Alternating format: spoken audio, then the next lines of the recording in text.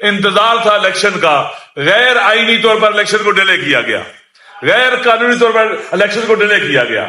خداوند متعال کا ارشاد ہے کہ انما یوفی الصابرون اجرهم بغیر حساب۔ خداوند متعال ڈٹ جانے والوں کو، صبر کرنے والوں کو جو اجر دے گا وہ بغیر حساب کے ہوگا۔ پاکستان کی تاریخ میں پی ٹی آئی کے ورکرز نے، لیڈرشپ نے صبر کرنے کی، مقاومت کرنے کی، ڈٹ جانے کی ایک تاریخ رقم کی ہے، اور یہ سلسلہ ابھی تک جاری ہے۔ آپ سب جانتے ہیں کہ کس طرح سے حکومت کو گرایا گیا عالمی ایجنڈے کے تحت، اور ان کے داخل میں جو گھس بیٹھیے تھے انہوں نے سہولت کاری کی اور ایک سٹیبل گورنمنٹ کو گرا کر پورے ملک کو بحران کا شکار کیا اور ظلم و ستم کی انتہا کی۔ تمام غیر قانونی اور غیر آئینی اقدامات کیے گئے اور اتکنڈے کیے گئے کہ لوگوں کو ڈرا دیں، خوفزدہ کر دیں، مایوس کر دیں، اور اس طرح سے ان کا جو ایپیسوڈ ہے وہ کامیاب ہو جائے۔ ان کی مس کیلکولیشن تھی، انہوں نے پی ٹی آئی کی لیڈرشپ کو نہیں پہچانا تھا، عوام کو نہیں پہچانا تھا، جس کے نتیجے میں ان کا ہر قدم انہیں دلدل میں لے کے جاتا گیا۔ وہ ساتھ ساتھ پاکستان کو بھی ڈبونے کی پوری کوشش کرتے رہے۔ انتظار تھا الیکشن کا، غیر آئینی طور پر الیکشن کو ڈیلے کیا گیا، غیر قانونی طور پر الیکشن کو ڈیلے کیا گیا، اور جب منعقد کرنے کا وقت ہے تو آپ دیکھیں کتنے بے ڈھنگے انداز سے، کتنے غیر قانونی، غیر آئینی طریقے سے الیکشن کو انہوں نے منعقد کیا۔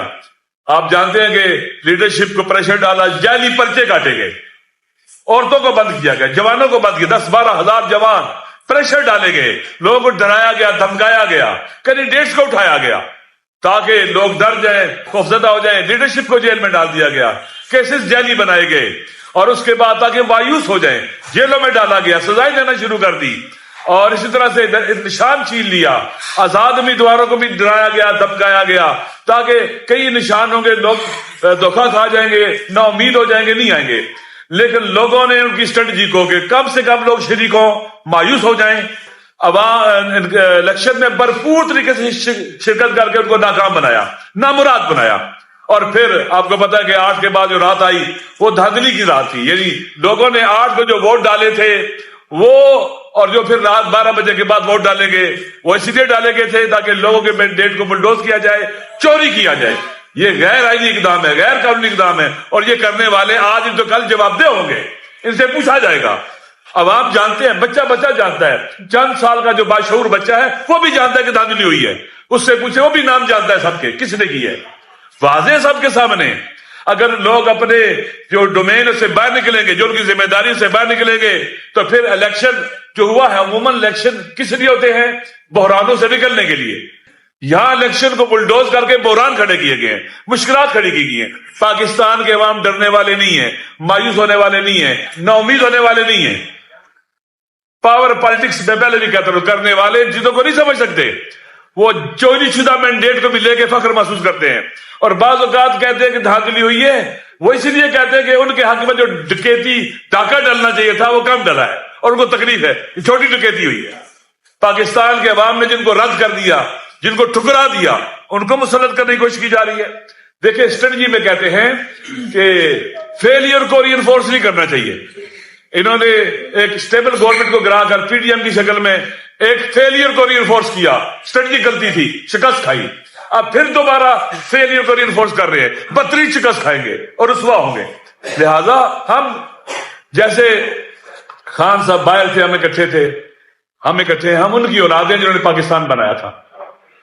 ہم فرقہ واریت پھیلانے والوں کو کبھی بھی کامیاب نہیں ہونے دیں گے۔ ہم پی ٹی آئی پر کبھی بوجھ نہیں بنیں گے، بوجھ اٹھانے والے بنیں گے، ساتھ دینے والے بنیں گے۔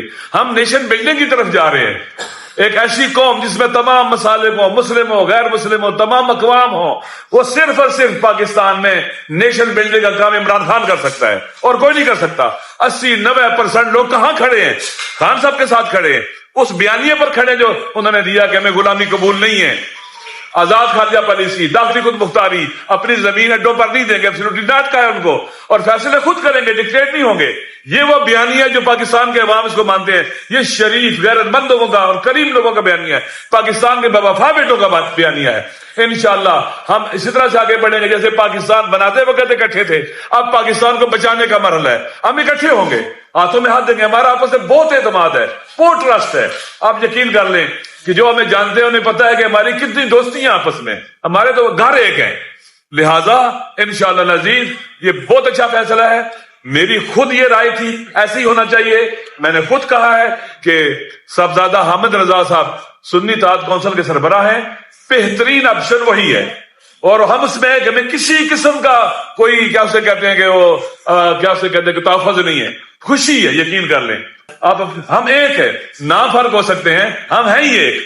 لہذا بہت زبردست ہے. اس مشکل مرحلے میں ہم پی ٹی آئی کے لیے ساتھ ہیں. میں نے پہلے بھی کہا خان صاحب جس بڑے کاز کو لے کے چلے ہیں، جس میں نیشن بلڈنگ بھی ہوگی، گورنمنٹ بلڈنگ بھی ہوگی، کنٹری بلڈنگ بھی ہوگی، وطن کو بچانے کی تحریک ہے. ہم وطن کے لیے جان دے سکتے ہیں، اس راستے میں خون اپنا دے سکتے ہیں. ہم پیچھے نہیں ہٹیں گے اور طاقتور طریقے سے آگے بڑھیں گے اور ہر فورم پر یہ جنگ لڑیں گے. جو جیلوں میں ڈالے ہوئے ہیں یہ بے گناہ ہیں، جھوٹے اور جعلی پرچے ہیں.